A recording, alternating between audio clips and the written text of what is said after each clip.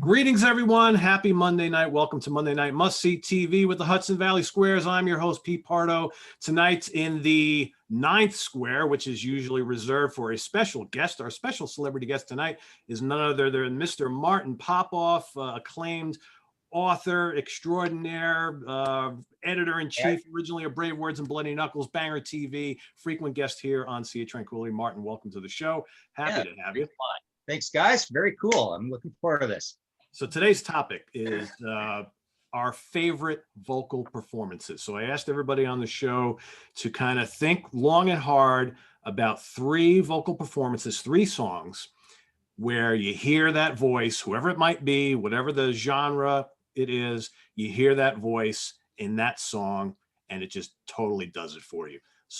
Maybe there are 3 songs that you've loved your entire life, or maybe songs in more recent times, whatever it could be, male, female, whatever, metal, hard rock, prog, pop, soul, R&B, jazz, it does not matter. So since he is our esteemed guest today, Martin, you get to give us your first pick. We'll go Martin, Lynn, Sydney, Chris, Nick, Ryan, Butch, myself, and then Steve, and then back to Martin. Hey. All right. Well, thanks again, guys.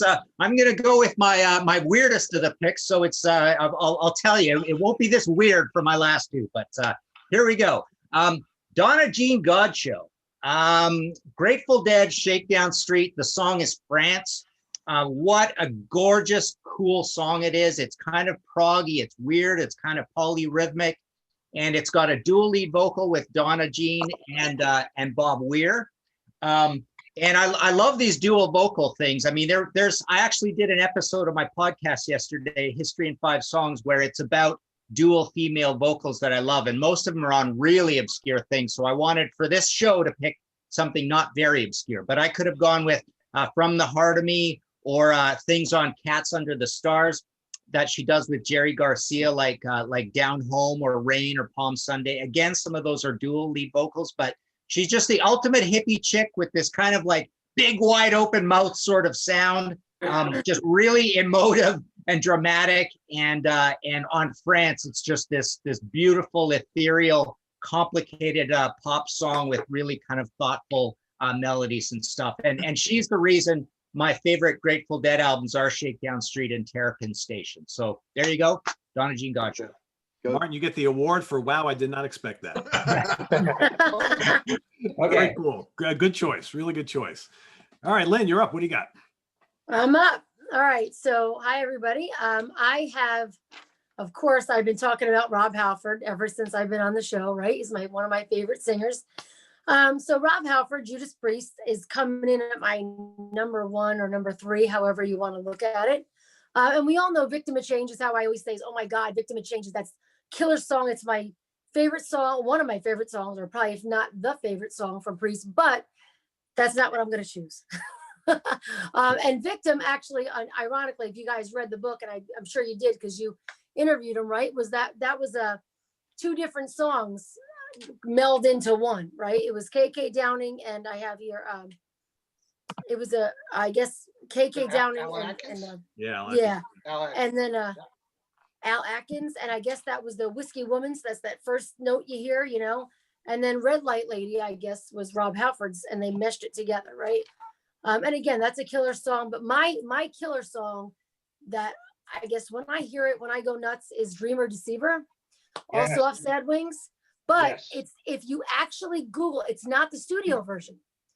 Although the studio version is good, it's the performance on the BBC. So if you Google or look at Dreamer Deceiver on the BBC, holy shit. Like Butch says about Cozy fucking Powell, I'm going to say Rob fucking Halford when you see this Dreamer Deceiver on the BBC, because it is killer. So that's my number 1 or number 3, however you look at it, was Rob Halford, Sad Rings Destiny, Dreamer Deceiver, gives me goosebumps from the BBC performance. Excellent. Cool. I think that's also on the Judas Priest Electric Eye DVD, if I remember right. Nice. Very cool. All right, Sydney. And Sydney, if you wanted to get 2 picks for you and for Lindsay, you could certainly do that if you want. Yes. I knew that was coming. Yes. All right, so I'm going to start out strong with my first pick. It's going to be a song off of this album. I have to go with Queen of the Reich off of the Queensryche EP. That opening scream, it's insane. I've been a fan of Jeff Tate for as long as I can remember. His vocals are really what drew me into Queensryche.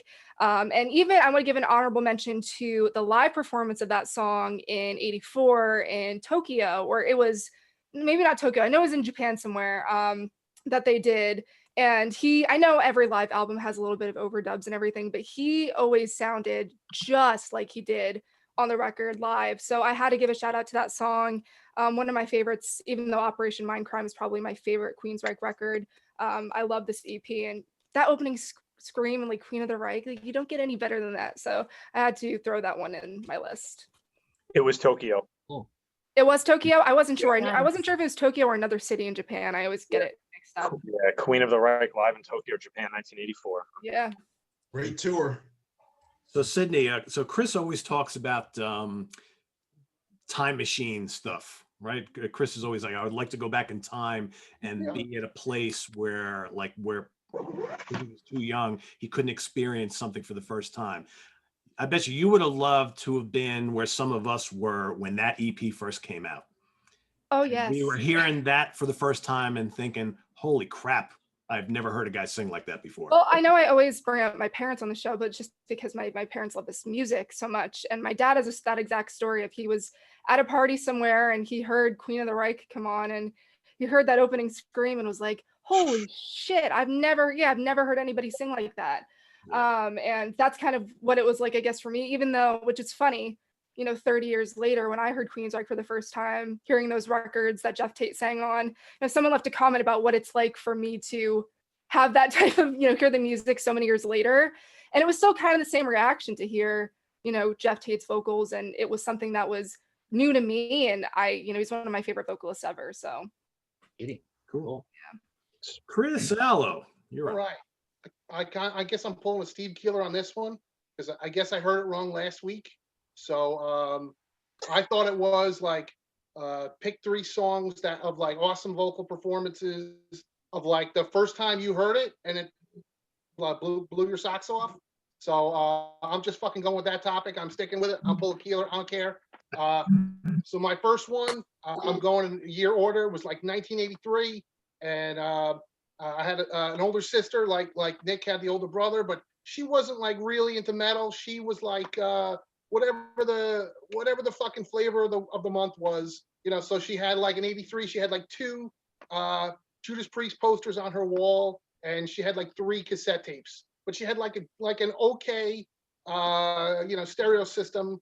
Probably, my dad bought it for her from Sears. Probably cost like $40 back then, but it was better than the shitty boombox that I had in my room. So I remember, I would always sneak into her room for 2 reasons. A, to watch movies on Cinemax, because she had a cable box. And like Pussycat and the Pom Pom Cheerleaders on Cinemax when nobody was home, or the Emmanuel movies, or to listen to some music. And I remember putting on Screaming for Vengeance.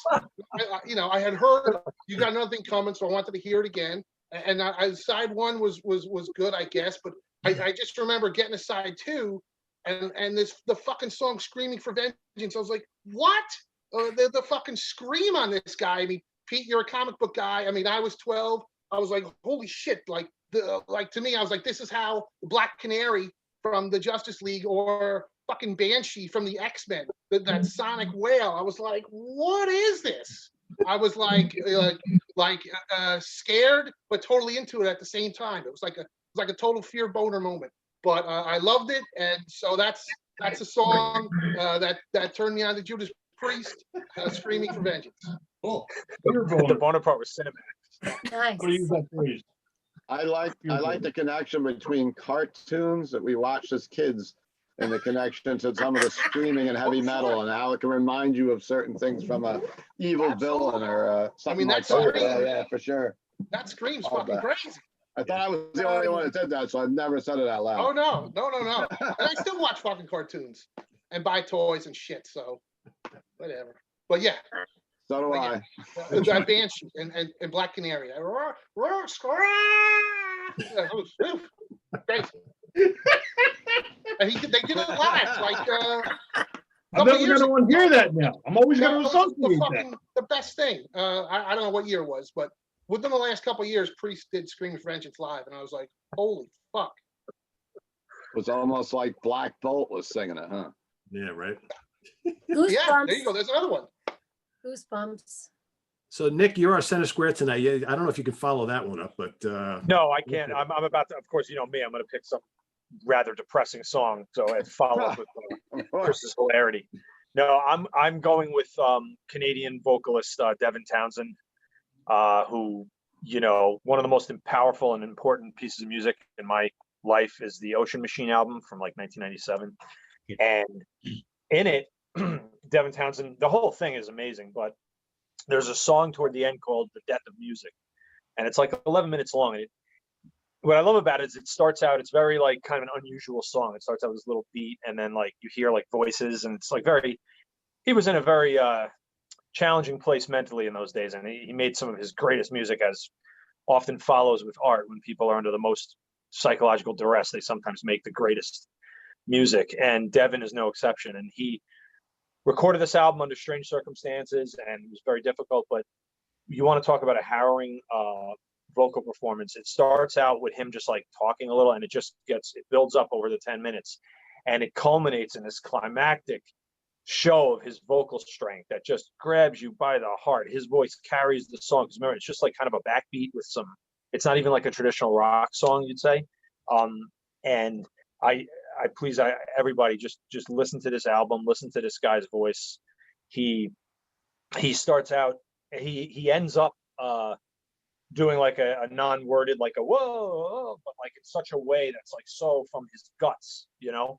And his vocal talent is just off the chart, even then when he was young. And Death of Music is something I always return to. That album has gotten me through hard times and loss. It's that impactful. So man, oh man, The Death of Music has to be one of the finest vocal performances I've ever heard. Nice. From Devin. Devin Townsend is a talented motherfucker. Oh, That's a great album too. what a Really. voice. Martin, do you want to add anything to that? I know you probably talked to Devin before, and Yeah, I actually even helped him out on his autobiography. I did all like tons and tons of interviews and transcribed them all and threw it all into place and all that stuff. But the neat thing about Devin is his voice often is one of the few that gets compared to Robin Zander, right? When he does that full-throated roar kind of thing that he has. So yeah, he's got a lot of different gears, and just a super creative guy, obviously. And he's said some pretty interesting things lately in some interviews on Brave Words about, you know, trying to fight isolation and the depression of being holed up in his studio and stuff, and not finding inspiration. He says he's not very inspired right now by anything. He doesn't know what to write. yeah. So he's doing all these live, he raised a lot of money for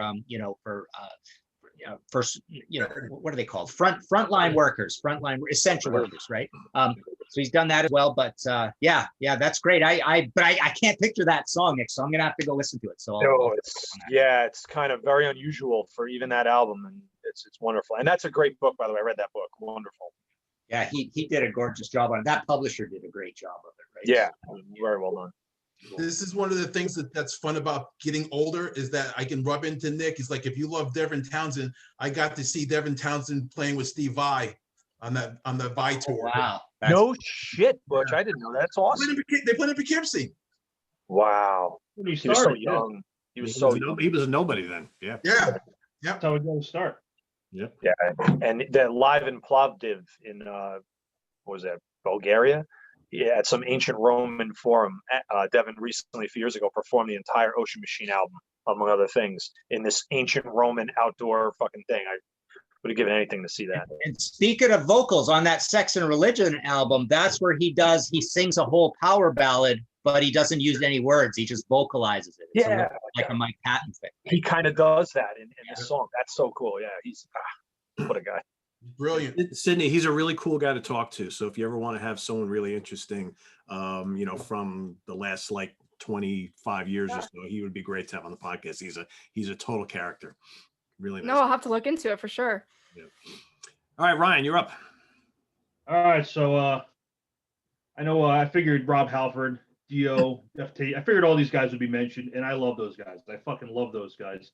But I also, when Pete mentioned the show, I'm like, you know what? I got like 400 gazillion albums in this room.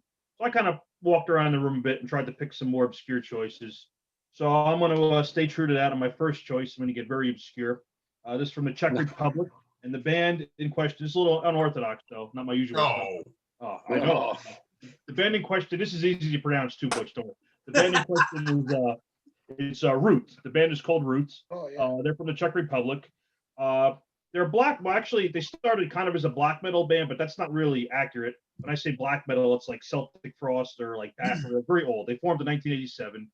The vocalist, despite the band's being only a couple decades old, the guy's name is his stage name is Big Boss. I don't think I can pronounce his Czech name. Jiří Walter. He's 68, so he's a little older than even like most guys from that world. And this is their sixth album from 1999. It's called The Book. The song I went with was the second one, The Mystical Words of the Wise. And even though I say it's black metal, this guy has this very deep, like commanding, powerful baritone voice. It's like this it's all clean vocals. It's very like commanding, like he could sing opera, and that's almost what it sounds like, almost like an opera voice. It's very powerful, very commanding. Now this guy also, he founded the Czech branch of the Church of Satan. So the lyrics are in that direction. You know, it's very satanic, very evil. So it fits that vibe, but the vocals aren't like Immortal or Dark Throne or Mayhem. It's not like, you know, like deep screechy vocals. It's this deep, like, you know, you have to check it out. But you know, in the earlier stuff, the vocals were a little rougher. But on this album, they're really like this clean, like deep singing, like from the chest. It sounds operatic. That's like the best description for me. But yeah, I absolutely love his voice. There's like nothing else.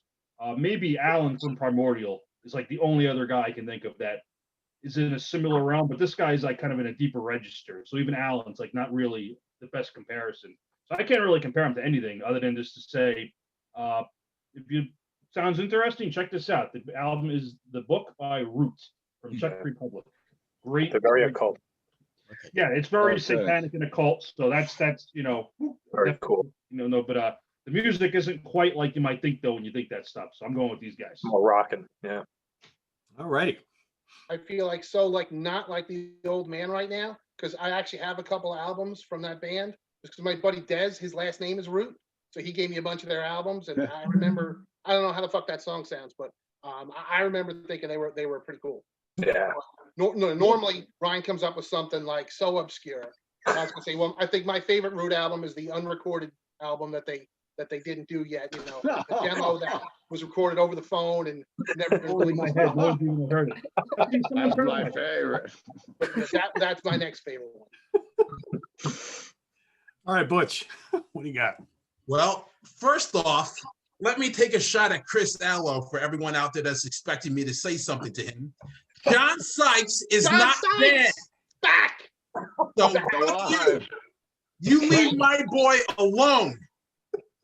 Now, having said that, we might not get a song this year.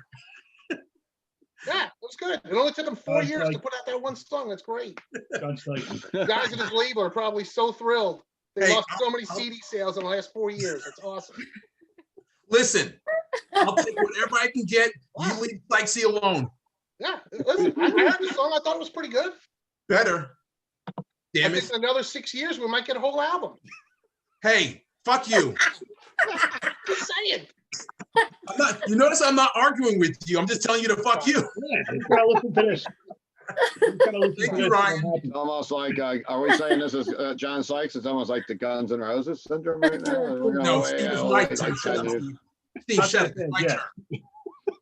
No, he don't like it when I talk. See, I don't say much, but I get yelled at by Butch when I do. Martin, I'm sorry that you came in today. Hey, this is how it always is, right? I mean, this is not any different. So exactly. If we were all together, this is exactly how it would be. All right, let's go. Let's go All with right, the picks here. So my pick, I'm going way off the board.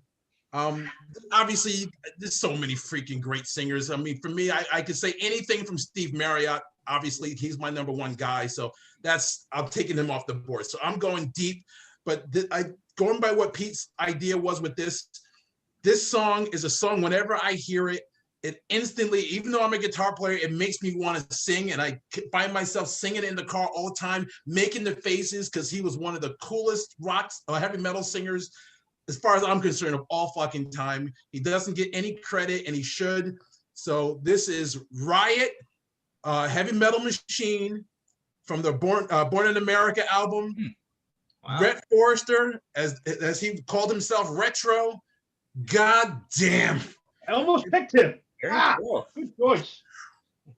If you guys have never heard yet, please get it, Martin, because I forgot show and tell. I'm going to do that for next week. Everybody keeps bringing it out. Well, this is real show and tell. A Rhett Forrester binder. Oof. Wow. Oh, And this has, like things. This. How did I get this again? Oh yeah, when I was doing the Riot book, someone who collected all these. I mean, there's notes from his mom in here and show flyers and it's like really weird little pictures like this. with Jack Star. Riot days. So yeah, Rhett. Yeah. Oh my God, Rhett Forrester. And for guys that don't know him, he called himself, he was called the Southern Gentleman. He was in Riot from New York, but he was from down south. But he had a swagger, like a David Lee Roth kind of swagger, but he was just badass and cool, and it came through in his voice. Whenever he sang something, he just had that swagger. And in that song, he does David Lee Roth-esque, like howls in it. Oh my God, it makes me so fucking happy every time I hear that song. So it has to be in my top three. So I'm going with Riot, Heavy Metal Machine from Born in America, which I think is either 83 or 84. Oh God, just phenomenal. Retro. Cool. Good choice. Good choice. I'm glad you picked that. Yes. All right, my number three. I'm going to go way back to 1969. This song is from one of my favorite debut albums of all time. It's probably, arguably, the first progressive rock album ever. One of the most influential prog albums ever. Martin and I actually just talked about this album on a previous show a couple weeks ago. The name of the band is King Crimson. It's from In the Court of Crimson King. The song is called Epitaph, and it's one of those songs that when I hear Greg Lake singing, doesn't matter if I hear it every day, it brings a tear to my eyes. When I saw them play last year at Radio City Music Hall, it brought me to tears. It's just, man, what a gorgeous melody. It's just an absolutely beautiful song with those mellotrons all in the background and Greg Lake's vocals just soaring to the heavens. It just moves me and always has. And that is my number three song. Nice. Beautiful. I've seen you talk about that song a few times, and it's it's the one that wins the poll. It's always in the top three of the greatest King Crimson songs. Crimson songs. Yeah, it's just absolutely amazing. And for me, Greg Lake's finest vocal performance ever. So Cool. Excellent. all right, Mr. Keeler. Having my Miller champagne bottle tonight in celebration with everyone here. So I hope everyone's gonna have a better year this year. And I'm gonna go. When I understood the question, I was like, best vocal performances of all time in my mind, or my favorite vocalist so I'm going with just some of the best ones I would say of all time from me, combined with a couple that I have which I dislike. So I guess I'm doing both. But I'm gonna no particular order. I'm gonna start off with Iron Maiden, Bruce Dickinson, "Hallowed Be Thy Name."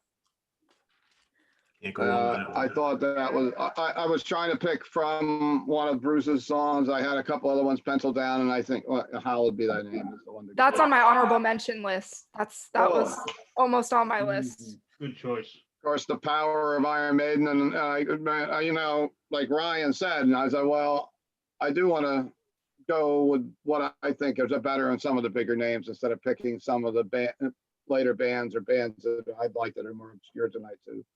All righty. It's a great choice. Good choice. I was quick and fast. See? All right, back down to Martin. Okay, so my second choice, not very strange, but there's a purpose behind this one. It's a little strange. ZZ Top "Peace," which is from Mescalero. Now, the reason I picked this, I love Dusty Hill singing. I love Billy Gibbons singing too. Billy Gibbons has a lot of gears like Devin, Ryan, or Nick, sorry. Same thing. It's he can do the soft to the heavy stuff, but Dusty is very, very he's like the Fred Turner, the BTO Fred Turner of the band against the Randy Bachman. And they even kind of look the same, right? Fred and Dusty. And then Randy is kind of the Billy Gibbons, right? And he's on guitar, of course, and all that. But no, Dusty's vocals, the cool thing about him is it's almost like he missed his calling because he loves singing so much. His hero was Elvis. When we were doing that ZZ Top movie at Banger, Dusty took the guys through he has a massive collection of all this stuff, and he had all this Elvis stuff, and he was just singing the praises of Elvis. So I wish he would have sang more. He sang a lot with ZZ Top, though. He did a lot of dual vocals. So probably one of my top favorite ZZ Top songs, Heard It on the X, is a dual vocal. Beer Drinkers and Hellraisers is a dual vocal. He also sings, what does he sing? Delirious, not a great song, but great vocal. But Peace, I wanted to pick Peace because it's crazy heavy on Mescalero, and I would put Mescalero and Rhythmine in my top 5 ZZ Top albums any day. They're both really heavy, and they're radical production and really crazy vocal performances. And this is one where Dusty just like gives her on a super heavy metal late period ZZ Top song that a lot of people don't know because it's even like later on the album. But he just screams the hell out of it. And there's this great line on it where he's talking. He goes, "If I wouldn't lie, I wouldn't be talking to you." So that's pretty funny. So think about that one. No, it's a really, really cool song. And Dusty's vocals just like, well, Tush is the big one, right? But it just kind of gets you off your seat more so than even a Billy Gibbons vocal. So there you go. Dusty Hill, Peace. That's a good one. That's a really good album too. I like the letter. That coming either. Wow. Nice. All right, Lynn, you're up. Okay, so my number 2 is another power ballad. Go figure, right? From a metal band from Texas that was formed in 1981. The Anselmo Brothers. It's Pantera. And the song is one of my favorites of all time. It's Cemetery Gates, which actually showcases Phil Anselmo's voice in a melodic range, which to me is sexy as hell, right? I'm a chick. But you got the growls and you got the insane screams also, right? So for me, I love that song. So Cemetery Gates is my choice for this. But you know what? Cemetery Gates also, I'm a hopeless romantic. Go figure. Since I watch Hallmark Channel all the time, but this song is actually it's about him lamenting over a lover that has passed on and him joining her when he dies. So to me, I thought that was kind of cool. I don't know. I guess I'm a little weird, but I thought that was awesome. But I think a fun fact about this song, I feel like, is Dimebag's solo is ranked 35 out of 100 in Guitar World's great solos of all times. That's a great solo. And I thought that was pretty cool. It is a great solo. And how he came up with that is he was really banged up, really fucked up, went home one night. And I guess he took out his 4-track and he recorded 3 different solos. And then he went to bed not thinking anything was going to be, he was like, I'm not going to like any of them. And I guess he woke up the next day. The first one was the one they used on the record, and lo and behold, it was number 35 out of 100. So, like the teacher always says, the first answer is always the best one. Cool. So, Cemetery Gates for me, Phil Anselmo, and Pantera. That's my favorite Pantera song by light years. Yeah. Hell yes. Me too. Or one of my favorites. I don't know if it's my all-time, but that was another honorable mention on my list. So we're just getting through them now. Cool. All right, Sydney, what do you got? All right. So the song or the album that this song is on that I'm choosing next is actually one of the records that I had displayed up here a couple of weeks ago. And I got a lot of comments about people picking it out. So, and doing a vocal performance, I had to pick this person because he's one of my favorite vocalists of all time. And I felt I was betraying my love for this vocalist if I didn't put him on my list. So I'm going to go with Joe Lynn Turner on Can't Let You Go from Bent Out of Shape. Joe Lynn Turner, for me, is one of the most underrated vocalists, I feel like, in just the rock genre. I love everything that he's done with Yngwie, Deep Purple even, Rainbow, even his solo stuff. I love Joe Lynn Turner. And I was having a hard time picking a song, just one, because again, I love everything that he's done. But I feel like Can't Let You Go just has a really good range of the higher melodic stuff he can do, the lower range, and kind of everything in between. I love Jolin, and I think he's just like the epitome of a perfect melodic rock singer. Like he just has all the qualities in his voice. And yeah, I had to put him on my list, so I'm gonna go with that one. Nice. That's a Nice. great performance on that song from him. Yeah, fantastic. Good choice. Yeah, I love Joe. Yeah, he just kills in everything he does. And I mean, I haven't seen he hasn't done a whole lot in the last couple of years, other than I think just some shows here and there. But I think he's done actually a couple of albums, but nothing too crazy. I think he's living in Russia, I heard. Is he? Yeah, he's doing Yeah. something. I'm like, I I don't think he's know. living in Russia. Really? He played That's at wild. Brian's Backyard Barbecue in Middletown, New York Did. a while ago. And Yeah, yeah, I remember I was super bummed because I couldn't go at the time. I was like, I want to see Jolin Turner. yeah. No, because Butch and I were just at the Axe Shop in Wappingers Falls, New York, where you can get all those vintage guitars from Jimmy Heslin. And Jimmy Heslin's good friends with him. And we showed me a picture and he said, yeah, he's living in Russia. Because I was Wow. like, oh, when he comes here, I really would like to meet him. Also, if Jolin Turner ever sees this, you're welcome on my podcast anytime. Just put it out there. Hell yes. And I'm Welcome sitting as a guest. Jolin on the Metal from the Inside podcast. That's my invite. So Nice. If you could track it down, he had a band called Fandango before he Yeah. joined Rainbow, and that stuff's actually pretty good. You'd probably Yeah. like it if you like all the other stuff. yeah, he's just killer. I kind of forgot that Jolin Turner played at Brian's. Yeah, that was, I think, the second to last one before the pandemic hit, I think.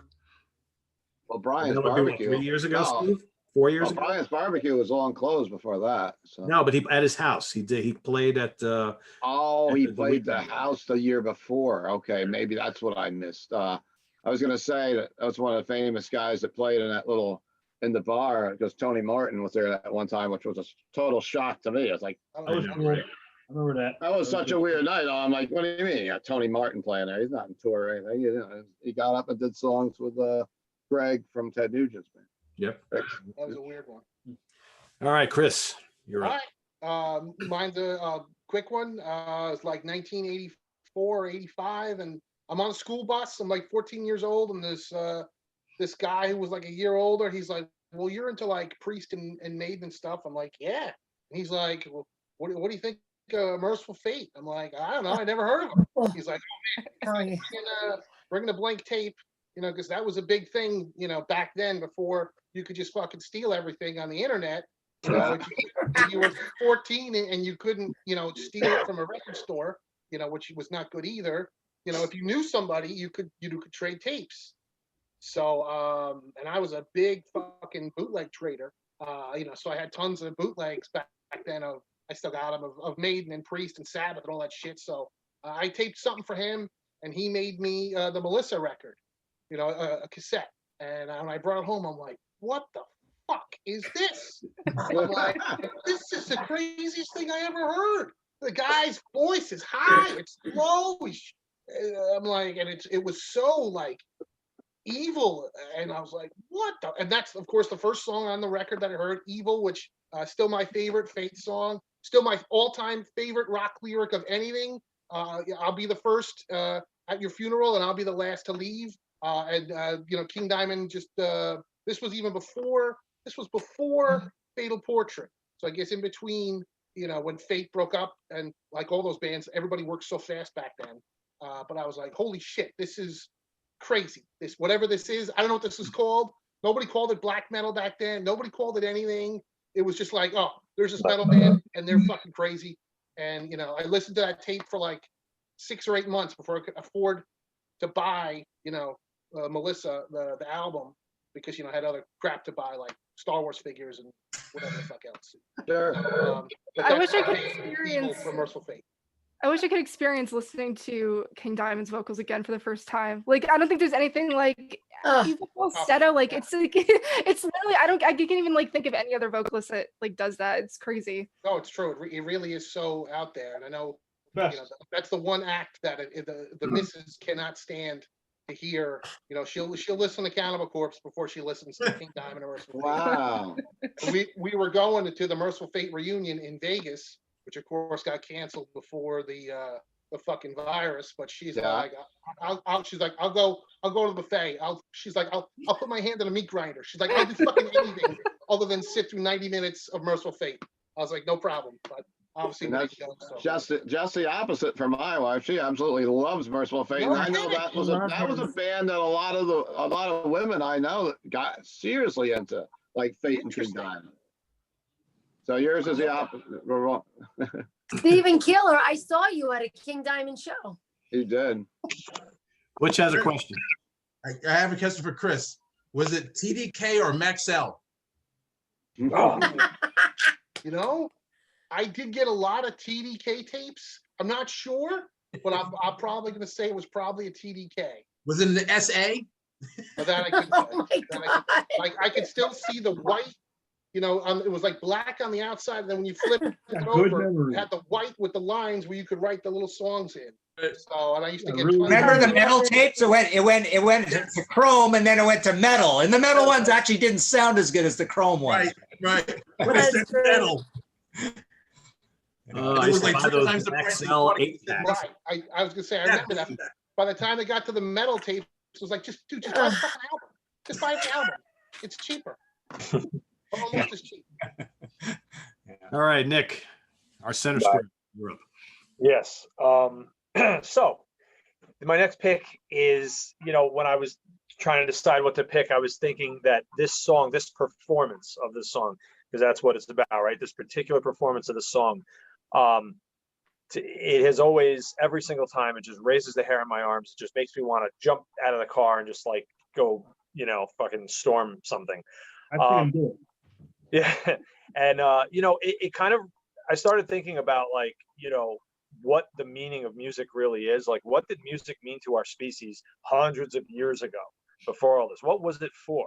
It was to bring people together, and it was probably to rev them up to go do shit, and of course I wanted to say that in a much more gripping and epic manner than get up and do shit, but it probably was what was used to like bring people together to like make important shit happen if you go back hundreds or thousands of years, right?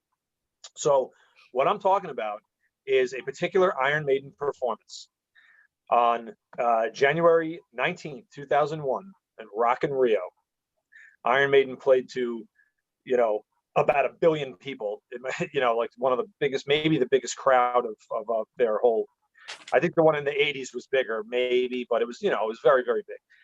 And they performed a song that Bruce did not write and, didn't sing on in the album. And that song is, of course, The Klansman from the maligned Virtual 11 album. And, the studio version is fine. It's good. It's, the bones of the song is one of my favorite Maiden songs. It's a great song. But I think for my pick, I'm not only picking Bruce Dickinson here. It's a group effort. I'm picking the entire crowd in Brazil that sang that harmonized every melody of that song, sang every word of it. And, you think about a band from, a place like England, a band of privilege, a band of money, a band of means, from a good society with, and you think about when they do go into a place like Brazil that is torn apart by, political strife and corruption and just a populace that has been downtrodden for so long. And here they have this opportunity, hundreds of thousands of people, to scream the word freedom over and over again with Bruce Dickinson. And if you're not moved by that, you're probably like dead inside. So for me, the way Bruce sings that song, just the exultations of the crowd, like when he's like trying to rev everybody up, and the way he he'll yell something like fucking sing it, he says at one point. I mean, it has brought me to tears just like to think of the desperation of these people and how fucking meaningful that must have been to them, And it's probably not the first thing you're going to think of with Bruce Dickinson. You're probably not even going to, you know what I mean? But I got to tell you, out of all the shit that they've done that I love forever, that fucking Klansman performance, go listen to it. Man, oh man, you can feel the pain of a nation in that. And I mean, Bruce just fucking grabbed that by the neck. And honestly, he really I think they were humbled by that performance, and just every aspect of it. My goodness, what a performance. The Klansman, 2001, Rock in Rio. Cool. Nice. Way to sell it, Nick. Good. It's a monster. Nice. That was It's excellent. the That was monster. excellent. Sponsored by I almost made Monster. myself cry. When I worked on my list, I kind of just thought of live albums because I was thinking of vocal performances. So I want to, not just studio, but I was looking at live stuff too a lot. And I love how you put that together, Nick. That's great. Thank you. I thought about it all day. So I mean, that whole album, my God, like that crowd in Rio, even that Russian Rio, it's like everyone's singing along with everything. yeah, there's something to be Great to said have them for as the fifth member, or whatever because, member. and listen, yeah, and not to say that. I mean, listen, music means so much to us. That's why we're sitting here, right? But it really, there's a bit of a difference when it's a nation like that that's fucking downtrodden, has no freedom, and that's their opportunity to have their voices heard. It's fucking incredible. So there you go. I like the fact that you were living up to the center square responsibility. Oh, All in. Very cool. True center square response. Yes, exactly. Hey, I was in the square last week. I didn't live up to it. you did. No, You everybody did good, has. Butch. You did good. Center square has to take that extra bit of responsibility to deliver. Nick did take it to another level. I have to admit. That was pretty good. That was It's pretty gonna be good. hard to follow. I made all my explanations just sound like shit, Nick. So thank you. Exactly. There's Nick. Exactly. Every explanation I've done now is just forget it. Just Yeah, forget it. Nobody can follow. Nobody can follow that one tonight. Exactly. Good night, everybody. So, All right. Thank you. Good night. Think about it. all right, Ryan Skow, you have the honorable. How am I gonna fucking follow that? I have a feeling I know what's coming. That's actually my second favorite Maiden live after Beast over Hammersmith, which I think is a bootleg. Yeah, Beast over Hammersmith is a but anyway, they're rocking Rio. So all right, so I don't know how to follow that up. So I'm walking around my room like looking at different albums, and I actually picked this out, and I'm like, I could use that, and I put it back because it was kind of unorthodox. And I picked it out again. And I'm like, you know what? I want to fucking do it because I thought it was this vocal performance is very moving, but not for the reasons that we've mostly discussed so far. So this is a little unorthodox choice here. This is from 1984, and you probably know the singer. You may know the band. The guy is Henry Rollins. The band was Black Flag, and it was their second album, My War. And I'm picking this one because he was their fourth vocalist, one of the first like hardcore punk bands in America. He was their fourth vocalist. This is their second album. He's not like this, Henry Rollins, obviously very smart man, did Rollins band, did a lot of like VH1 Talking Head. It was in a bunch of movies. Pretty well-known guy, but he got to start singing for these guys in the 80s. And I'm picking this because I'm picking the title track, the first song, the title track, My War, because it sounds like he is going to fucking kill you. It sounds like he's going to come through your speakers, grab you by the throat, and just kill you. I've never heard, I got thousands and thousands of albums. I don't think I can pick a single song where the singer sounds more pissed off than he does on the title track to this album. And the vocals aren't like deep grunts or growls. He's just like intensely like singing, but He's Henry Rollins. it is just he sounds like he's an intense dude. Obviously we know Henry Rollins. He's a very intense dude. And this was when he was a lot younger. I know they had a couple problems. Their first album was 1981. This is 1984. So back then, like Chris said, bands just pump shit out. So now 3-year layover. I know they had all kinds of record label problems. There was like a lot of bullshit going on. And it sounds like it too. All that kind of that hostility manifests. And I know that these guys were really getting into Black Sabbath, and that influence really comes through on this album more than anything ever did. So some of the songs have like really like deep kind of heavy Black Sabbath groove. But the title track kind of doesn't. It's more upbeat and it's faster. And yeah, it just sounds like he's gonna like a fist is just gonna come out of the speaker and like blow your head off. It's just vicious and just angry and hostile. It sounds like everybody everybody he ever knew pissed in his Cheerios that morning before he went to the studio to record this. So and his vocals are great. He's a great vocalist. He was really good on this album. And so going with Black Flag, My War from 1984 for my second choice. Nice. He's a Thin Lizzy fan. Oh, Yeah, Yeah, he has great taste in music. He always did. When you hear him read interviews with him or hear him talk about music, he's very, insightful and intelligent on the subject. So that doesn't surprise me at all to hear that. And Rollins band covered Are You Ready? Right? Yes. yeah. I gotta tell you,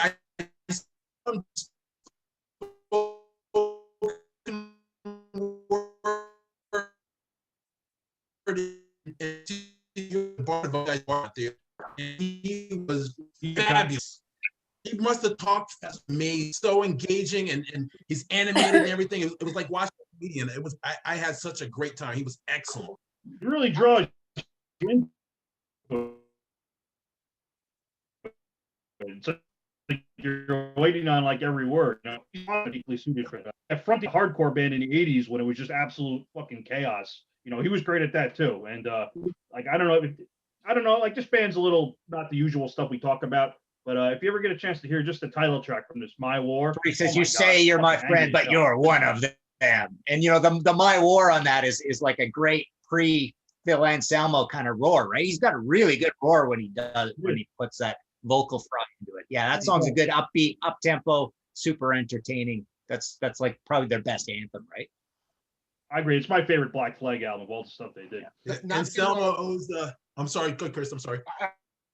I was gonna say, not to interrupt, but I just got to say of Henry Rollins. But I used to be a big Rollins fan of the Black Flag stuff. Seen him do the spoken word, seen him live with Rollins band. They were amazing. I mean, for me, like he's almost like family because he's a huge Sabbath fan. He was a huge Misfits fan. But I watched this video from one of his spoken word shows on YouTube, and he shits all over Iron Maiden fans, and actually makes fun of Bruce Dickinson, saying, "Yeah, look at that guy. That guy looks so fucking stupid and unintelligent." And I'm like, "Are you for real?" What are you gonna do? Story short, Henry Rollins did a spoken word at a festival before Maiden, and the audience booed him, and he didn't like that, and he took it personally against Maiden fans and Maiden. But I'm like, yeah, dude, like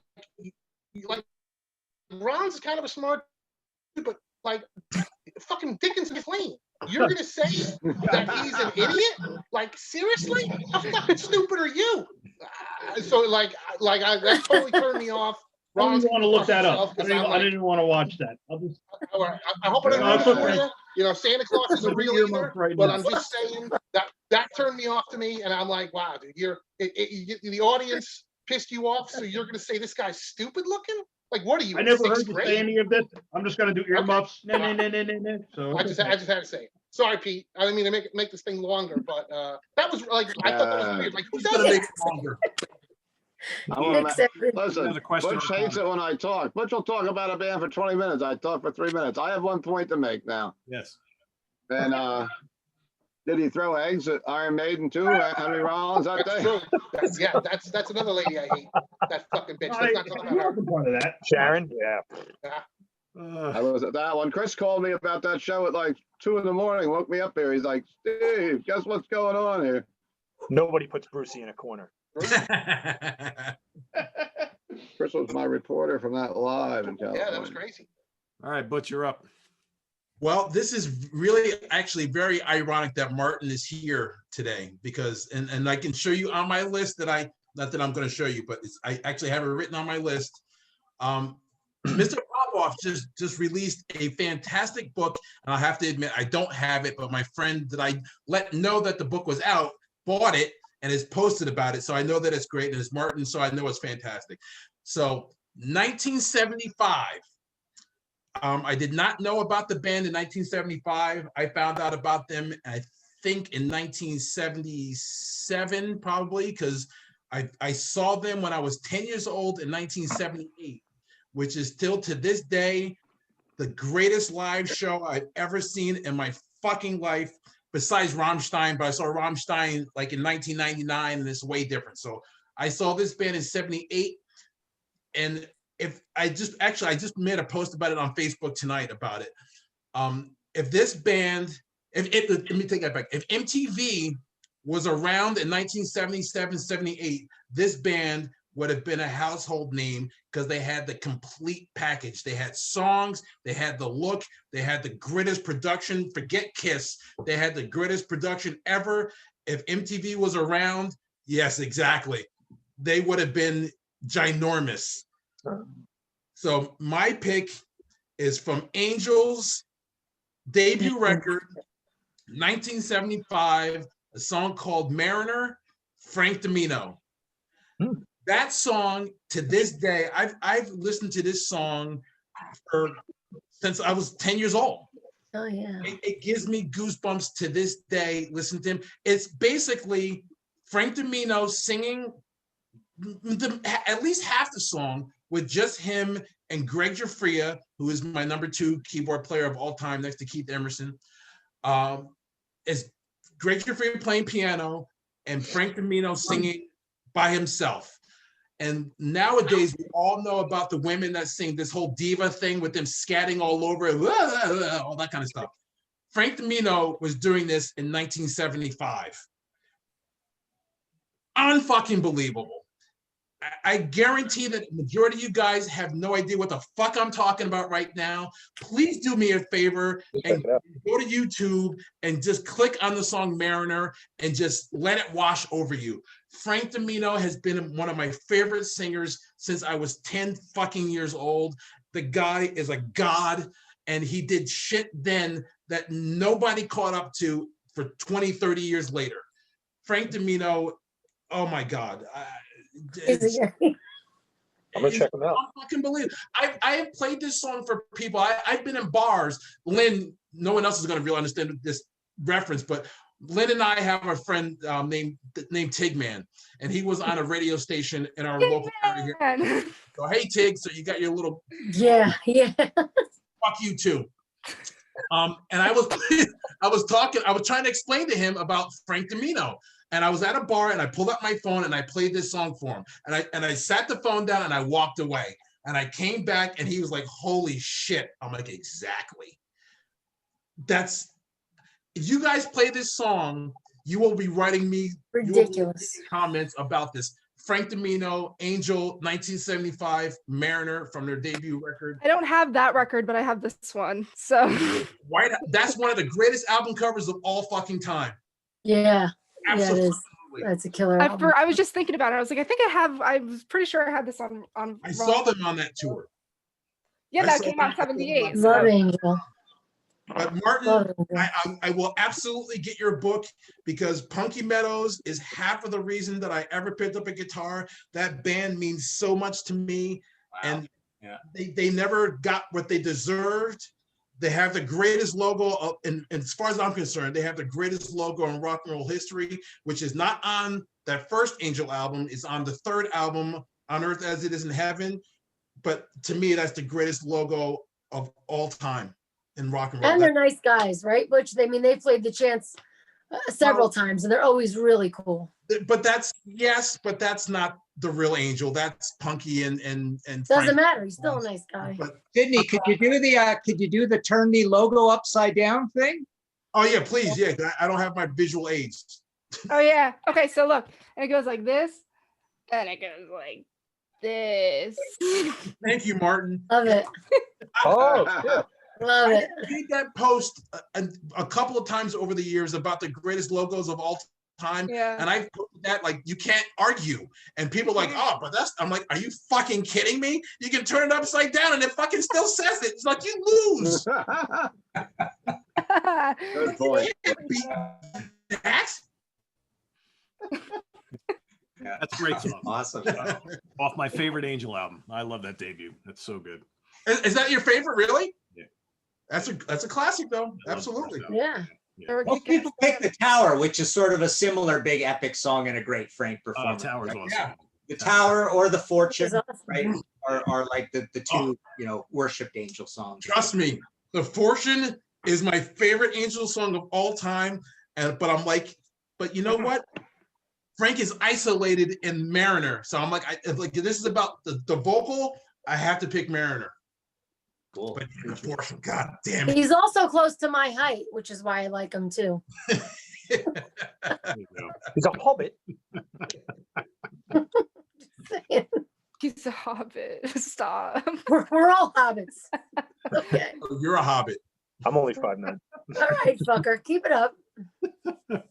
Yes. All right, my number 2 pick. I think it was Nick who mentioned earlier about a vocal performance that sends chills up and down your spine. So the very first time I ever heard this song was probably, I'm going to say 1978 or 79. And it did just that to me. And I have probably listened to this song thousands of times in my life. And if I were to play it right after this taping here, it would still send chills up and down my spine. It's sung by my favorite singer of all time. It's by my favorite band of all time. And I think this song shows everything that was so cool about this guy back in his heyday, back in, when he was younger. It's from the Deep Purple album In Rock. The song is Child in Time. I knew somebody was gonna pick this. I knew it. Yeah, I I got figured you were it. gonna wait for this to be number one, though. I mean, he does the quiet intro. He starts to build in intensity, then those crazy screams. And, I was sitting there, well, do I pick the studio version or the Made in Japan version? Because I love them both. And they're both a little different, but I just decided just to go with the studio version. Ooh, It's just, wow, really? nobody screamed like that in 1970. Nobody. You may have had Arthur Brown, who was kind of doing the screamy thing beforehand, but man, a young Ian Gillan, up until Born Again by Black Sabbath, that guy could still do that whenever he wanted to. I think shortly after that, and I think I saw them play Child in Time twice. Once was on the Perfect Strangers tour, and then I saw them when Steve Morse first joined the band. I believe that was on the Perpendicular tour. They still had that in their set list, but then bloop, you never saw Child in Time again because Ian can't do it anymore. But man, back in the day, to hear him scream like that, to hear him go from those like whispers in the beginning to build to that maniacal screaming, just great. And the song is so memorable too. I mean, there's a lot of things I love about the song, but it's all about the vocals for me, and that great guitar solo, of course. But Child in Time is my number 2 pick. Nice. Cool. Good choice. You took my pick. I was just going to say that song. So I'm going to mention that, Child in Time was probably on my list, but since you mentioned it, Queen of the Reich by Queensryche, someone else mentioned was on there. And Victim of Changes from Judas Priest, of course, who I think Sydney didn't pick but mentioned. So I'm going to go with something a little different than that I didn't have on my top 3. I'm going to go with Ozzy Osbourne, Hole in the Sky from Sabotage, one of my favorite songs of all time. When Ozzy on that Sabotage album is just something I grew up with, in the Hole in the Sky. It sounded like what we're talking with the Deep Purple. Ozzy hasn't been able to sing that one in a long time, but that was such a strong song for me. Hole in the Sky. I think Ozzy's vocals on that album and Sabbath Bloody Sabbath are probably the best he ever sounded to me. Yeah. Good Cool. choice. All right, Martin, back to you. Black Sabbath poster right here. Woo-hoo. Okay, so my last choice. I didn't. Did I hold up Mescalero last time? There's Mescalero. So this time, I'm going with a bit of an odd choice, but I think this guy doesn't get enough credit. And I'm going with Clutch off of Psychic Warfare, X-Ray Visions. Neil Fallon is like the complete package for me. I love that beard pulling music. I love Nashville Pussy and Hammerlock, and I love Clutch. And I think one of the main reasons I wanted to call him out is a great vocal performance is certainly helped if you're one of the greatest lyricists in the whole world. And I think Clutch's lyrics, I always cite Clutch, Pi Dubois from Max Webster and Captain Beefheart, and the army of writers who write for Blue Oyster Cult as my favorite lyrics of all time. But Clutch just never stops entertaining me with lyrics. And Neil is kind of a guy that is a little bit like, one thing I like about him also is that he's a really good guitarist as well. So I love when a vocalist has that extra skill. It always, it gets me every time when I see in a live situation that front man picking up a guitar. I go, cool, you're actually really talented. I love that. So Neil's like that. He's got a great roar. He's got a great kind of talking/singing thing he does. He's a good rapper kind of thing. Like he breaks into raps occasionally. And on the mellow Clutch songs, he does a really good whiskey soaked sort of Billy Gibbons too. But again, I almost, first I wanted to pick them because this is probably my most played band of the last 15 years or so. It's these guys and the Damned probably that I play all the time over and over.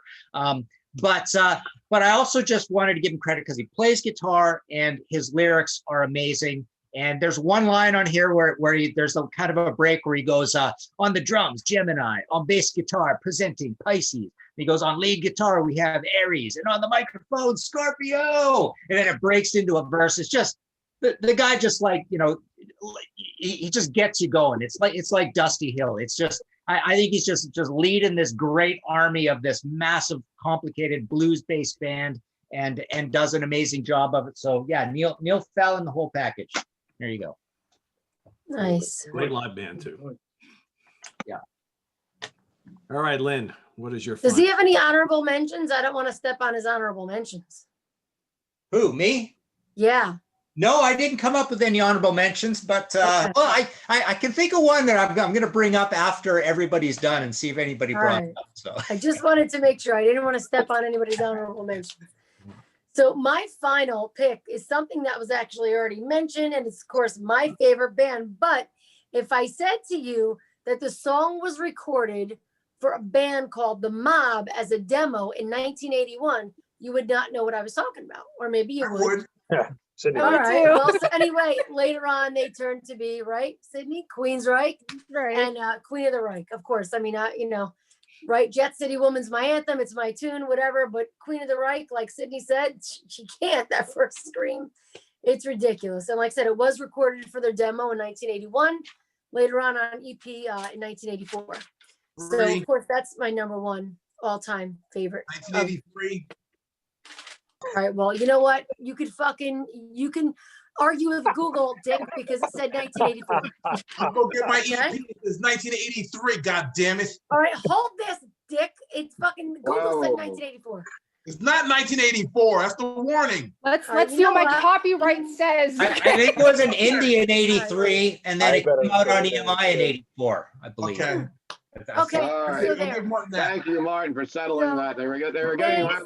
rather testy. Thanks, this. Butch. Sydney, what does it say, Sydney? Scared to say. Uh-huh. It does Oh. say 1983. Exactly. That's all right. Put it That's down. okay. I don't care. He's 1983. still a dick. It's okay. I love you, but he's still a dick. Different issues. I mean, Butch gets a point. He was correct.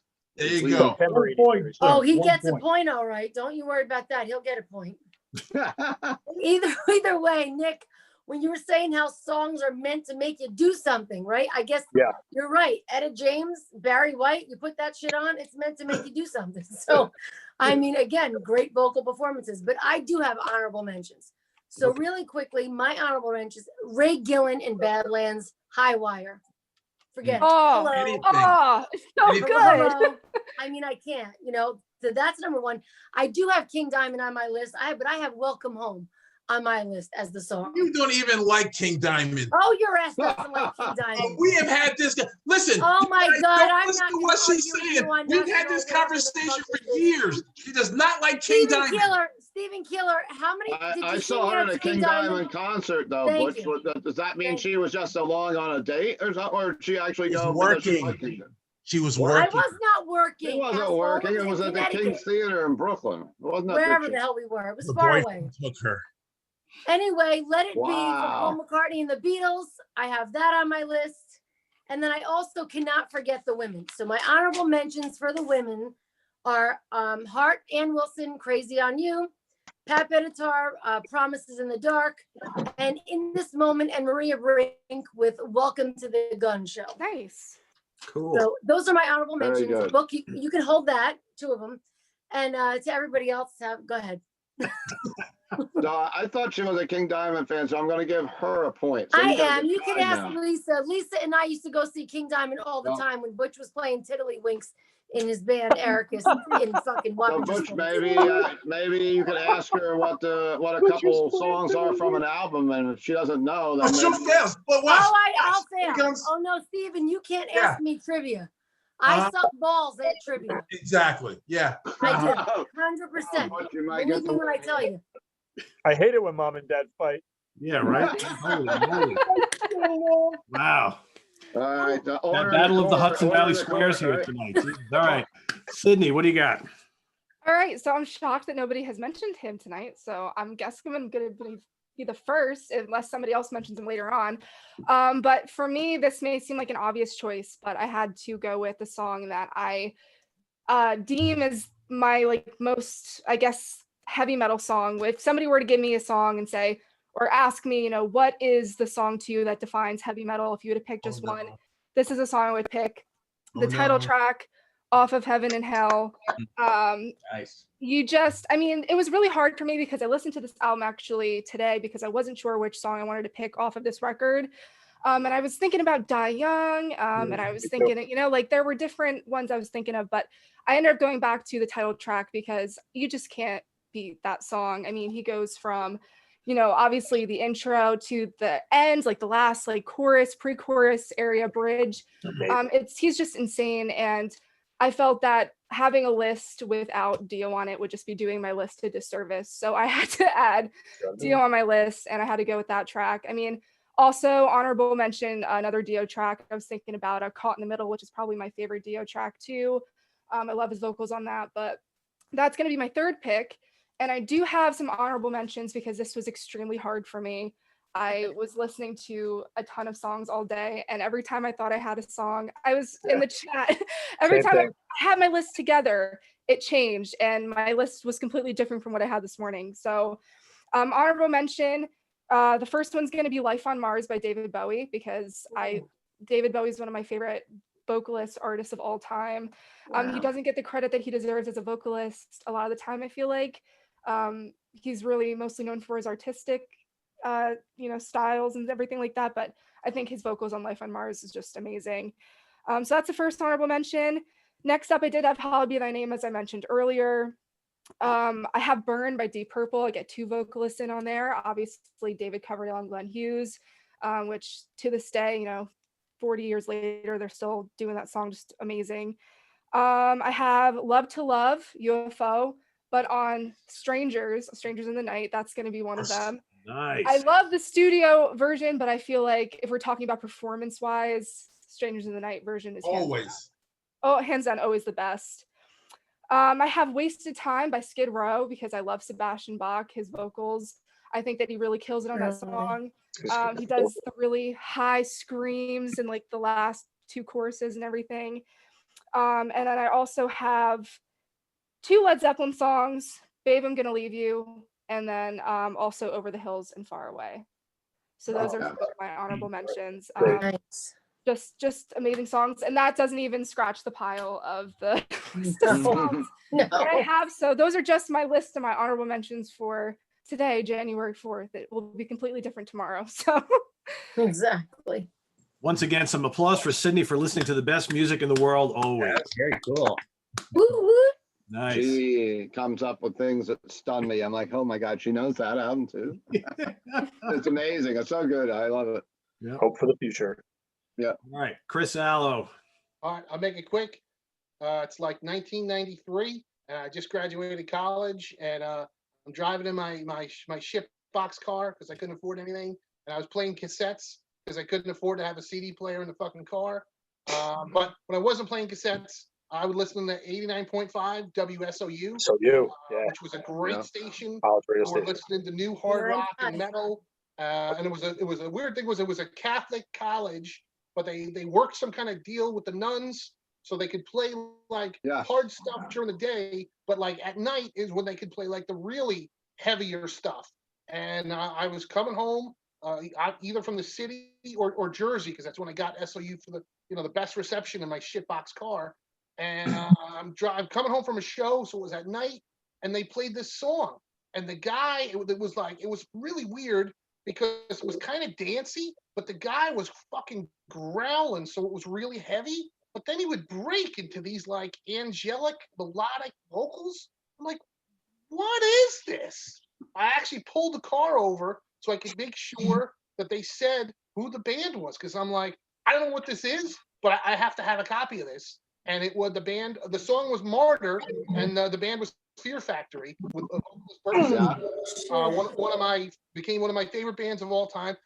I actually think I went up to Rock Fantasy to buy it within the next couple of days, because back then you couldn't just find a weird metal band in Camelot Music at the fucking mall, because they were stocking the new Mariah Carey Christmas record. So but yeah, so that's my pick for my last pick. Great one. Thank you for the plug. BCB. Yeah, great one. Wow, good one. Hi. So anybody who pays the least attention to this show knows how much I fucking love Primordial and its vocalist Alan Averill. So and again, like Sydney was saying, like I listened to a bunch of songs today. I could pick a fucking billion. And then when it comes to Primordial, you could like literally shake out their discography and just you have amazing vocal performances all over the place. But I went with the album The Gathering Wilderness, came out in 2005, and I went with the song The Coffin Ships, which Primordial being from Dublin, Ireland. Once again, I'm going with some gloom and doom. But being from Dublin, Ireland, they obviously the potato famine of 1845 to 1849 that killed so many of their countrymen and sort of began the whole exodus of Irish people to North America. So the song "The Coffin Ships" is as grim as it sounds. It's about that whole experience of losing a generation of people, and the lyrics are some of the best you'll read. Really harrowing about bread being more precious than human flesh, because people were just dying left and right. So Alan's performance on that, it's a big 9-minute, epic song, and he just, you want to talk about the harrowed experience of the Irish people coming through this man's lungs. Like, very hard to remain composed listening to this song if you really think about what it's about. And he does his Irish heritage and everything that his people went through with such wonderful, solemn fucking grace. He that man can sing, and in their career, this was like one of the first times where he really turned in a performance that I think even surprised him. He's spoken about that, and it's funny. He said after he laid that down on, in the studio, he realized, all right, I better get my shit together, stop drinking so much at the shows, and like, if I'm going to recreate this song live, I better get my game face on, kind of thing. It was that much of a great performance for them. So definitely, The Coffin Ships is probably the most harrowing Primordial performance you'll hear. I think I've said the word harrowing like 6 times. You have harrowed it quite a bit. You have harrowed it. It's Got the word some that's stuck deep in my head. explanations this week, Nick. It's you know what? It's the caffeine. That's all it is. No, I'm- The center square effect. I was trying not to Yeah, laugh during you seriously talking today, I about the think. potato famine. Yeah. But if I had to do some honorable mentions, I'd like to go over to another singer I talk about a lot, Chelsea Wolfe. This one, talk about, I love my miserable. I think some of the best art comes from pure fucking misery. I just think that's the way the human condition is. And the song "They'll Clap When You're Gone" off of of course I'm gonna blank on off the Pain Is Beauty album. You want to just sit down. I mean, I love Mazzy Star, and Mazzy Star's that type of like super depressing, down low. I think she kind of like hits that sort of meter of like, wow, let's just fucking die. But it's a beautiful, beautiful, beautiful song about isolation and just, oh my God. So I got to give a nod to Chelsea Wolfe. And I was thinking about Queen of the Reich. I was thinking about Die Young, because that has some special meaning for me. Die Young came on the Pandora. We were driving past a dear friend's house on the way to, I think it's an Italian tradition or whatever, like you drive the hearse and everybody goes by the house It is. of the deceased. Yeah. And that was Chris. That was our mutual friend, Chris Alberti. So me, our friend Jimmy, like some metal guys in the car that loved Chris. And we went by his house and, we put some metal on in our car, and he had the horns out the window, and fucking Die Young comes on, and he died young. So yeah, that was pretty spooky. And that obviously drove that already amazing song deeper into my heart. But the other guy I was thinking about was Hansi Kusch from Blind Guardian, German singer. The song Blood Tears, Nightfall in Middle Earth. Holy shit, what a vocal performance. And in Demons and Wizards, which he did with with John Schaefer from Iced Earth, the song Fiddler on the Green, which is a ballad about like children dying, like about a kid getting killed or something. And the fiddler is like the German sort of reaper, I guess. There's a folklore aspect. I think you'll agree that his vocals on that are just fucking wonderful and really come from the heart. And he does like the screaming, like where he's singing really low, and then he screams it out like in almost like a King Diamond fashion.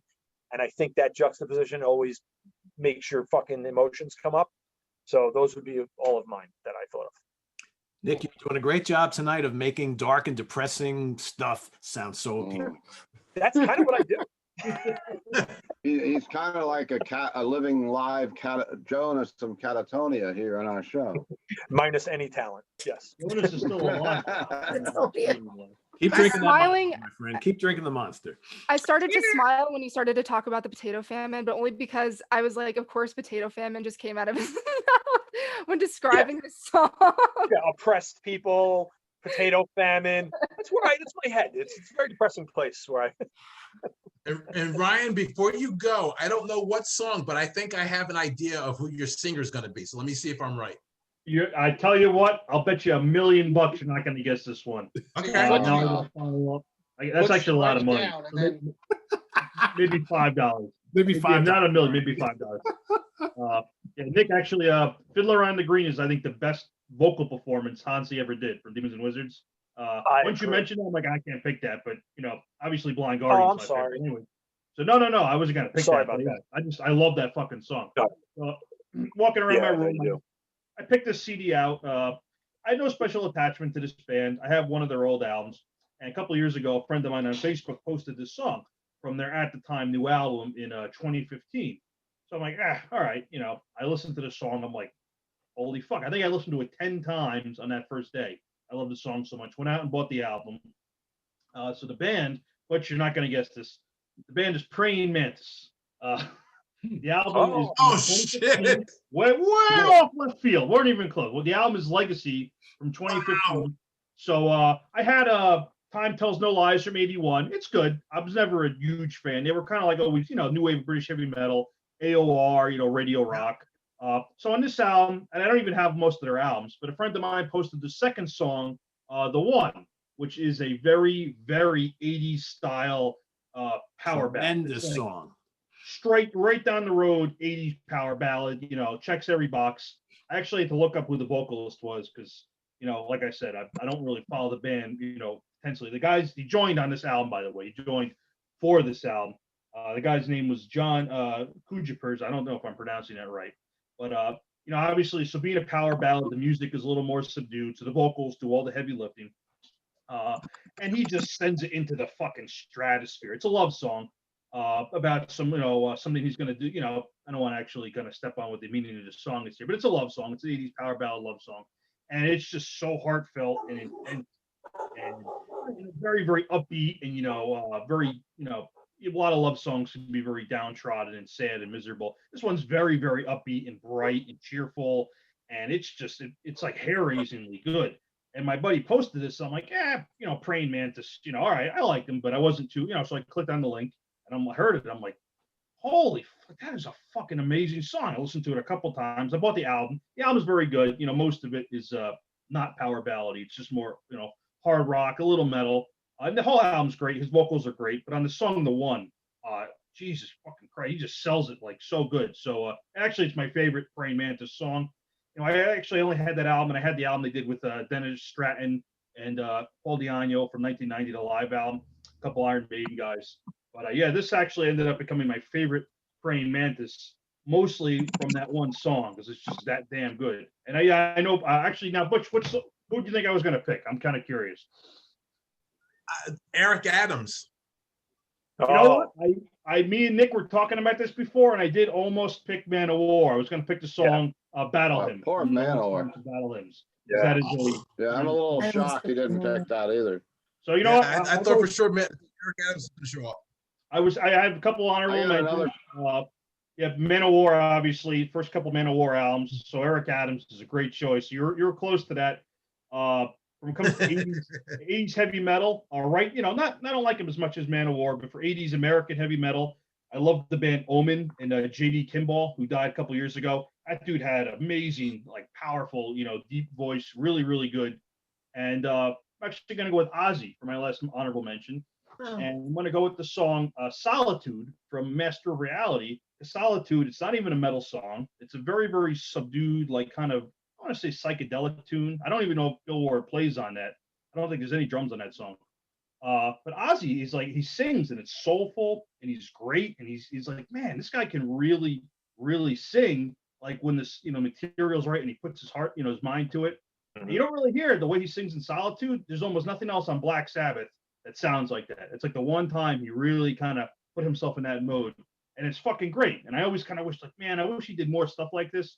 Obviously, they're a metal band. They're not like a soft band like that, but his vocals on Solitude are really fucking good. So always kind of wish he did a little bit more of that here and there, but his career never really, he never did much of that other than that song. So Cool.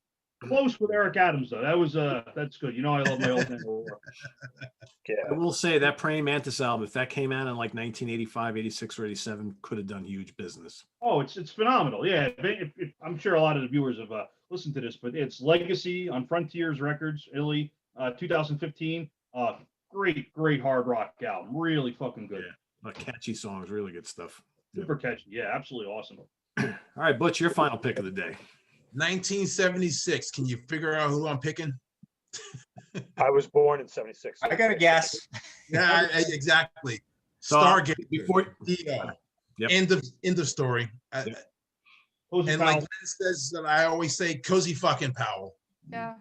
But Ronnie is just, that's another one of the songs. I find myself driving in a car, my hands are flailing all over the place, reaching out like he must be doing, and that's just majestic, just completely majestic. So That was another close studio pick for me when I was trying to pick. Yeah. yeah, I was between that and solo stuff, so 100% agree. yep. That wasn't my guess. It's the first thing that popped into my head was going to be Back in the Saddle.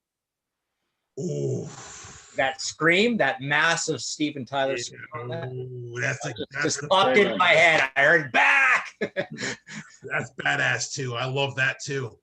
That you can't go wrong with that, Martin. That's for damn sure. No. I've got 5 real quick honorable mentions that are all over the place, and I don't know if any of you got. Well, one of them I think you guys would. Well, maybe even 2 of them you might expect from me.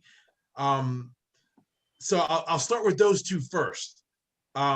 Nick, Where Eagles Dare from Maiden, which I would say is probably my favorite Iron Maiden song of all time.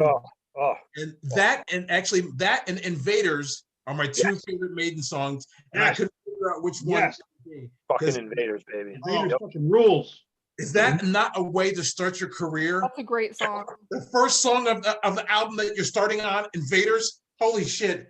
And then for Bruce Dickinson to even say after the fact, yeah, I can't sing that live. Yeah, that's we're never gonna play that one live. That's phenomenal. The other one, the other metal god, literally, Beyond the Realms of Death from Priest. Halford's phenomenal on that. So now we'll get to ones you guys probably don't see coming. I'm not a huge fan of this band, but I'm a huge fan of the album that this is on. Chris Cornell and Soundgarden, the song Holy Water. Okay. If anyone can hear that song in their head as I say that name, Chris Cornell howls his fucking ass off on that song. Oh my God. That if no one else knows, I mean, everyone I guess at this point knows Chris Cornell, but if you really want to hear Chris Cornell in his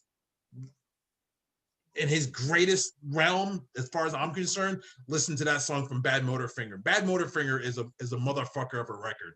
That record is awesome, but he howls on that song. That's another one of the songs. I'm in the car trying to like howl out those screams like he does. Amazing. So here we go. So this gets really interesting. Steve Perry, Journey, everyone knows him. The song Mother Father from Escape. Oh, Great Oh, song. That yes. song has, I saw them on that yes. tour. That song to this day almost makes me cry, makes me tear up a little bit because my own family history, which isn't much of a history, but to hear him talking about that, my God. And then of course, Neil Schon just pushes it over the edge with his phenomenal playing on top of that.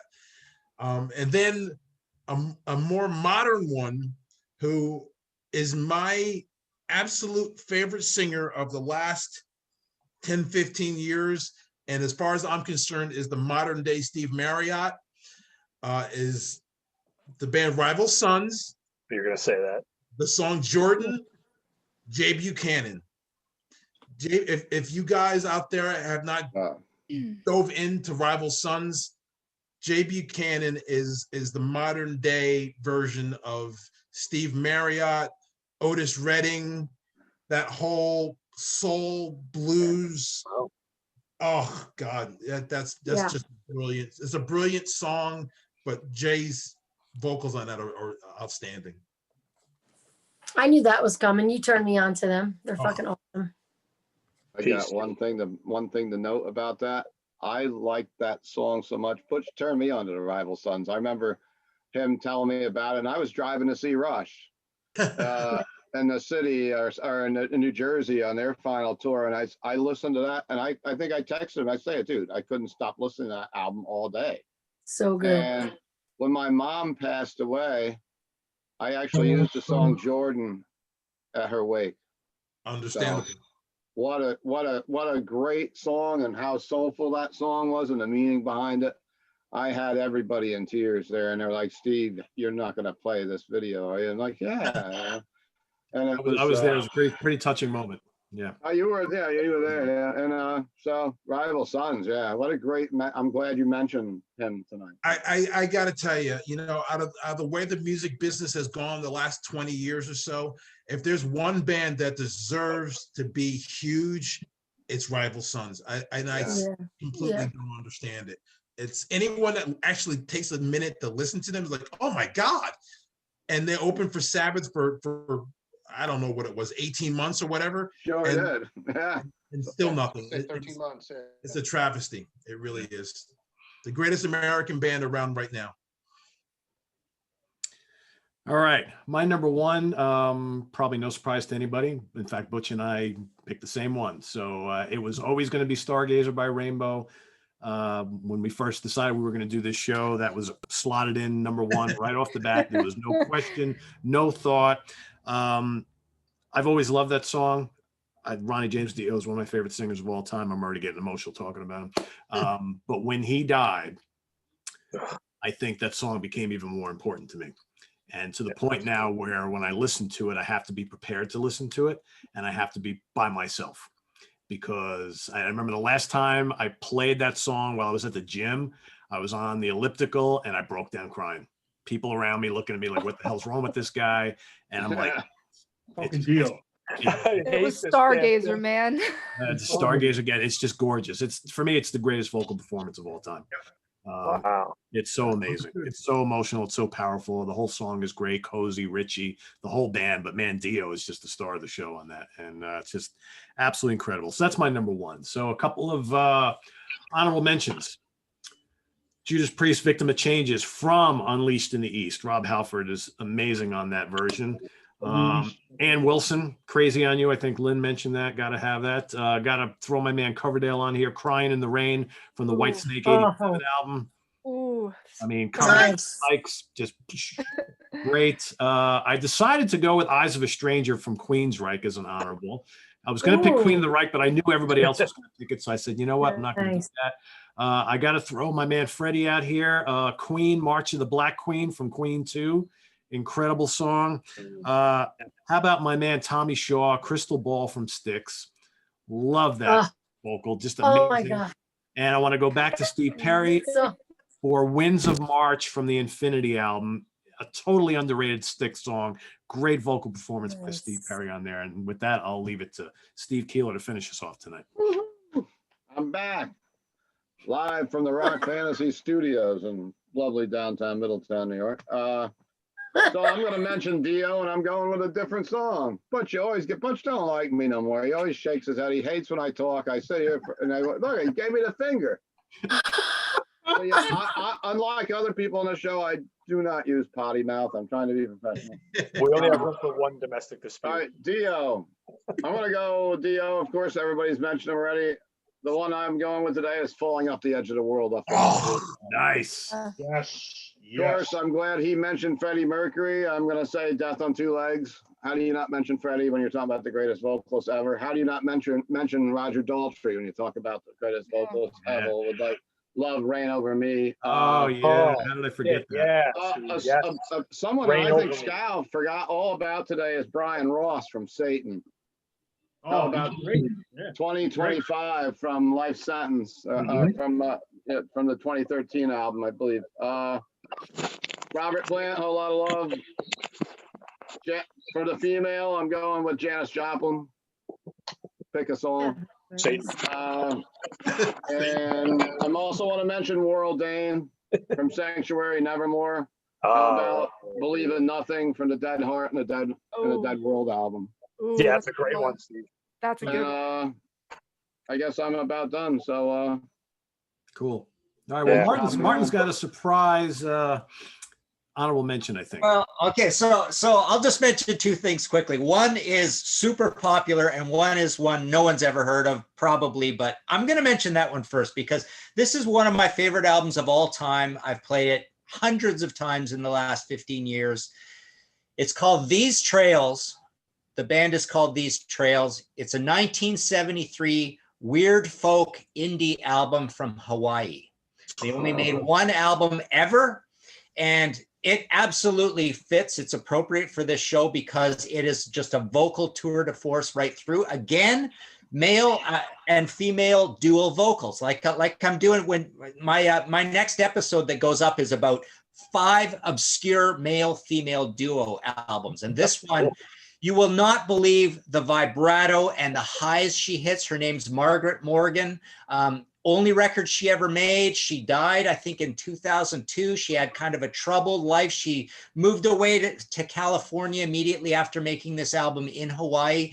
But it's her and Patrick Crockett. The other gorgeous thing about this record is that, you know, Jimmy Page gets all the credit for his acoustic guitar work, but I've often said that Nick Drake and Patrick Crockett from These Trails album, the acoustic guitar work is so thoughtful and weird and interesting and beautiful. This is one of the most quiet, feminine, folky albums you'll ever hear. It's really, really quiet.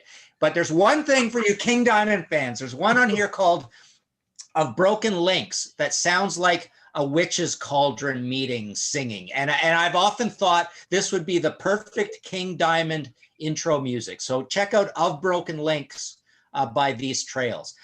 Okay, so that's enough going crazy about that. You can actually hear all of their stuff on YouTube, and it's even on Spotify, believe it or not, because it's one of these reissued CDs. And you know, the album's one of these $600, $1,000 album things.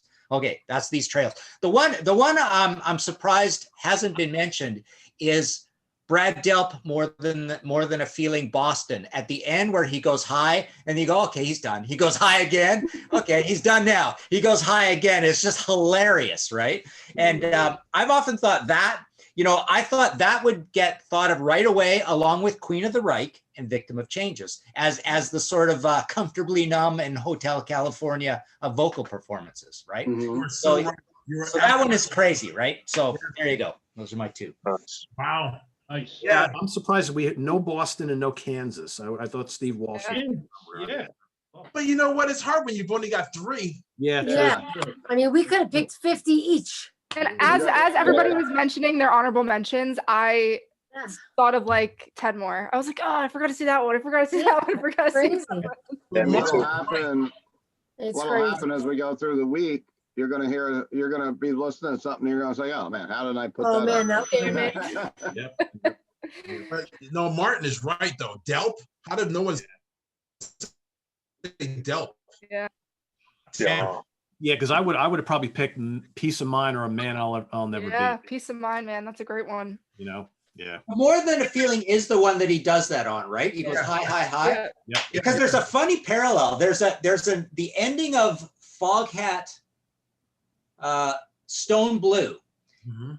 Dave Peverett does that on the guitar right at the fade out. He goes high and then you go, okay, he's done it. And then he just goes again. And you could just tell everybody's probably falling down laughing because he finds these notes at the high end of the guitar. You go, there's no note that high, right? And so I've always thought those two things went together. So Rod Price. yeah, well, maybe it was Rob Price. I'm not sure. I'm just saying, guys. Just But like, it could have been him or Dave. But I love Rod Price so much. Great player. yeah. Great player. Oh, But before we go, do want to make mention of a couple things today. So we lost a great guitar player today, Alexi Laejo from Children of Bodom. So did want to make a quick mention of that. If you haven't caught it, I did a tribute video earlier in the day for him. There we go. Got our COB shirts on today. We're gonna do some Bodom right there. So everybody go listen to some great Children of Bodom music in honor of the fallen Alexi, who died of at 41. Way too young, way too young. Shocking. And I'm going to let Butch talk a little bit about Mr. Phil Lynot's anniversary of his death. I don't even know what to say. The guy is one of the heroes of my existence. I remember very, very, very clearly. I was just really getting into Lizzie in '86. I had just graduated high school in '85. I remember coming home for band practice in my garage and driving home and hearing that he had died, and getting home, opening up the garage and telling everybody that was in my garage waiting for me that band practice is canceled, because I don't understand how to even fathom this, that the guy that I was just really getting into just died. Alexi was 41, Phil Lynott was 36. And Lizzie means everything to me. To me, as far as I'm concerned, he's the greatest hard rock songwriter of all time. The way he told stories, you can close your eyes and he can just paint the tapestry for you of the whole story, like it was watching a movie. And unfortunately, obviously, I never got a chance to meet Phil, but I did meet his mother in 1999 at the Bottom Line in New York City, and she freaked me the fuck out. A friend of mine that I know Pete knows now, my friend Sean Haggerty, had told me, when you go see Phyllis, tell her that you know me, and I did. She was there. Actually, she was in New York City doing a book signing. She had written a book called My Boy. And I went up to her and said, hey, hi, I just wanted to say, Phil was a big hero to me. And my friend Sean wanted me to tell you hi. And she's like, oh, I know Sean, blah, blah, blah, blah. And she's in the middle of talking to me, and she stops and she looks at me and she says, oh my God, you remind me so much of my Philip. And I was done. Oh. Holy shit. Phil Lynott's mother is telling me that I remind her of her son. Done. So anyway, yeah, it sucks. I'm sad that Phil is gone. I wish I could have seen him. I've met other members of Thin Lizzy, Sykes and Scott Gorham. But God, if I could have met Phil, it would have been life altering. His music enough was life altering. So rest in peace, Phil. That's right. And I saw Steve grabbed an album there. So go ahead, Steve. We have an anniversary of a death, unfortunately, this week from one of my heroes and one of my favorite bands, Neil Part. His anniversary will be this Thursday of 1 year already. Can you believe it? And what a shocker that was. And 2112. What more can you say? Right. I think an album that everyone has. Yep. Pete, so Yes. since everyone's honoring something, actually today, a year ago, my mom passed away. Wow. So if we're honoring anybody, I have to honor her today because she's my rock, and she was the one that got me started into music. I mean, without her, I wouldn't even be here talking with you guys, right? I mean, the Beatles, Elvis Presley, I mean, Bobby Darin, old school stuff. I know everything from her. So yeah, rest in peace, my mom. Yep. Today. Yep. Your mom was awesome. She was awesome. She loved you, even though you're a pain in the ass. As she would That's our center square final thoughts of the day, Nick Franco. I don't like orange juice with pulp. I think if you like orange juice with pulp, then you can't be friends. Yeah, I don't need to chew. I don't need to chew my orange juice. No, think about why you're wrong and talk to us next week. I'm gonna unfriend you, Nick. I can't deal with it. He took your man card away. Makes me No, wanna I yak. get it though. It's like a weird texture. It's like I want to drink. I don't Why want little can't tiny you- pieces of I don't food. It Yeah. tastes Fresh like orange juice. It's the way to go. It's the way to go. I can only drink it with pulp. Otherwise, Yeah, me too. Oh, No, I want to be able to chew it. I don't do I want pulp. to chew it like I'm eating an orange.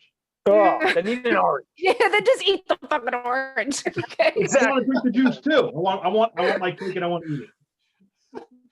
Chris Allen, Disgusting. pulp or no pulp? Disgusting. Guys, let's Pulp get some is disgusting. cheesesteaks. Pulp or no pulp, Chris? I'm sorry. Yeah, it's, I don't care either way. It's like No. orange juice. Nick's a weird It's guy. like peanut Ugh. butters. Chunky, creamy. Who What do you cares? mean peanut butter chunky or creamy? Are you? Chunky I don't only. care. What does I that don't, mean? give, I don't give a shit about that either. Or it's gotta be What but it's bothers gotta me be- though it's is gotta be those salt-free sticks and in the organic. cranberry sauce. I need what? pulp and I need The chunky cranberry peanut butter. sauce has to be smooth. None of them sticks in the fucking cranberries. Oh, yeah. Like the twigs in the cranberry sauce. Ooh, Oh, they better round wait. this one up. They better round this one up. Kind and of pull it childish. out. Twigs and cranberries. Oh. I want to thank Martin Popoff for joining us today. Martin, was this everything you expected and more? Absolutely, and more. Definitely on the and more. Thank Martin, why don't you Martin. tell everybody where they can find your books and find you on the internet here? MartinPopoff.com. All my books are there, and there's PayPal buttons for everything that is in print. And I do have the podcast History in 5 Songs with Martin Popoff, and I haven't missed a week for a year and a half now. So There you Wow. go. Awesome. episode 80 So tomorrow. cool. Nice. Comes up tomorrow. Awesome. All right, everybody watching, put your 3 favorite vocal performances in the comments below. We'll all be checking them out and commenting on them. I want to thank everybody for joining us tonight. Big thanks to Martin for coming on board as our surprise secret square tonight. For Lindsay, for Sydney, Lynn, Nick, Ryan, Chris, Steve, Butch, I am Pete Pardo. Have a good night, everybody. We'll see you next week. Take care. Bye-bye. Stay